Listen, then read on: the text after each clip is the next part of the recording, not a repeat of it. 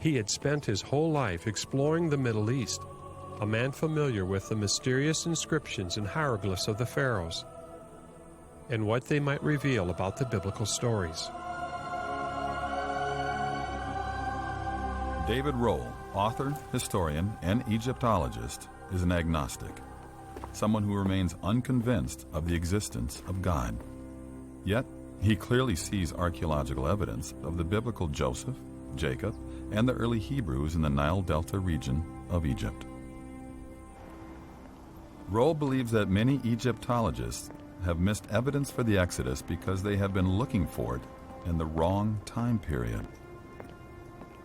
While most scholars think that the events of the Exodus happened in the New Kingdom, David Rohl's view would put the Exodus in an entirely different period, the earlier Middle Kingdom, where he claims evidence for the Exodus can be seen.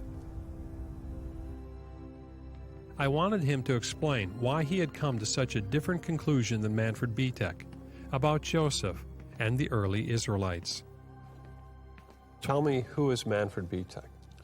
Manfred Bietek is probably one of the greatest archaeologists alive today, and he's dug at one of the most important sites in the Eastern Delta, a city called Avaris, which is in the land of Goshen, which the Bible calls it, and I believe this is the place where Joseph and his brethren lived.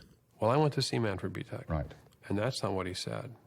He said there's no evidence of this at the time of Ramesses. Exactly right. Most scholars will say if you look at the city of Ramesses, there are no Asiatics there. There are no Western Asiatics living at that particular city. But dig down a little bit deeper, and you do find a city full of Asiatics. Yeah, but the Bible says it happened at the time of Ramesses. Mm-hmm.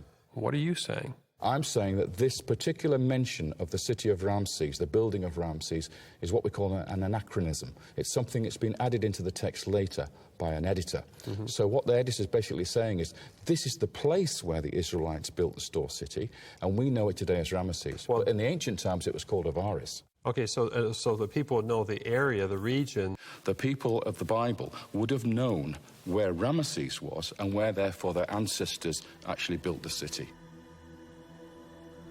I also found that the Bible, in the book of Genesis, uses the word Ramesses hundreds of years before Pharaoh Ramesses or his city existed to describe the land where Joseph's family settled. So if the name Ramesses in Genesis does not refer to the time of Pharaoh Ramesses II, then why should the mention of Ramesses in the book of Exodus be any different?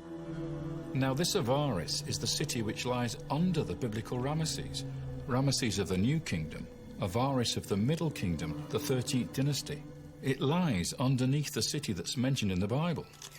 So when Bietek digs up a huge population of Semitic-speaking peoples with Semitic culture living in the city of Avaris for several hundred years, and then, at the end of the period, these Semites all leave, depart with their belongings and abandon the city, whatever Manfred says, that to me sounds awfully like the Israelites.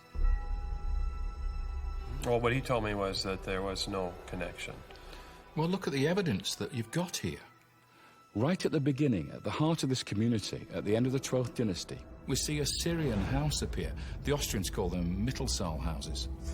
This type of house is found in North Syria, the area where Abraham came from. It's exactly the same style of house you'd expect Jacob to build for himself in Egypt.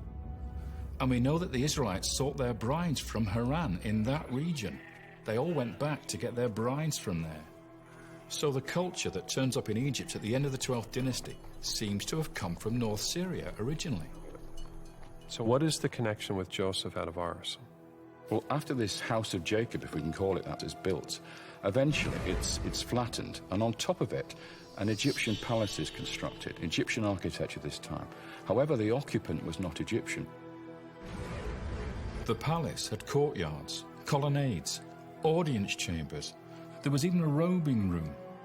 It obviously belonged to some high official of state who was very, very important to that state. Because when somebody gets a palace like this given to them, it means they're being honored for what they've done for the state. Now, in the garden behind the palace, the archaeologists found 12 main graves with memorial chapels on top of them. You have 12 graves? We have 12 graves. And why would that be significant? Well, think about it. How many sons did Jacob have? Yeah, 12. How many tribes were there? 12 tribes. Exactly. And what's also amazing is the palace had a facade, a portico, with 12 pillars. Mm-hmm. So you've got 12 sons, 12 tribes, 12 pillars, and 12 tombs. Interesting. Yeah, is that all coincidence? Now, one of these 12 graves was very special because it was a pyramid tomb. This in itself is extraordinary because only pharaohs and queens had pyramid tombs at this time. Yet the person buried in this tomb was not a king. Even so, he was honored with a king's burial. And inside the chapel of the tomb was a statue. What we know from the statue is that this man had red hair. He had pale yellow skin, which is how Egyptians depict northerners. He had a throw stick across his shoulder, a unique symbol of office made for this Asiatic official living in the land of Goshen. And on the back of his shoulder, we see the faintest remains of paint, colored stripes from a multicolored coat. And that matches exactly with the story of Joseph in the Bible. The multicolored coat is a gift which shows that he was the favorite of the father. And it almost becomes his insignia, this coat. It's the thing we remember about him most of all. Do you know of any other statues of a Semite of this kind in Egypt? There is nothing else like this in the whole of Egyptian history. Really? Nothing at all.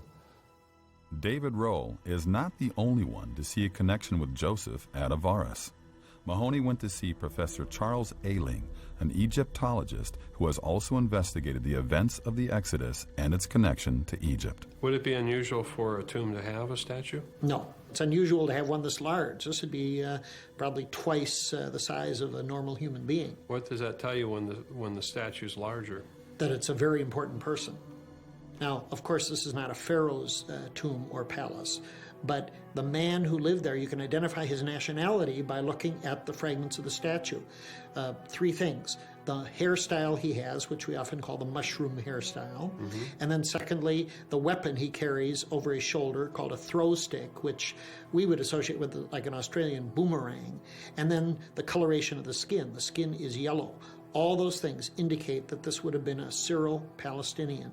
Dr. Ayling, do you think this is Joseph?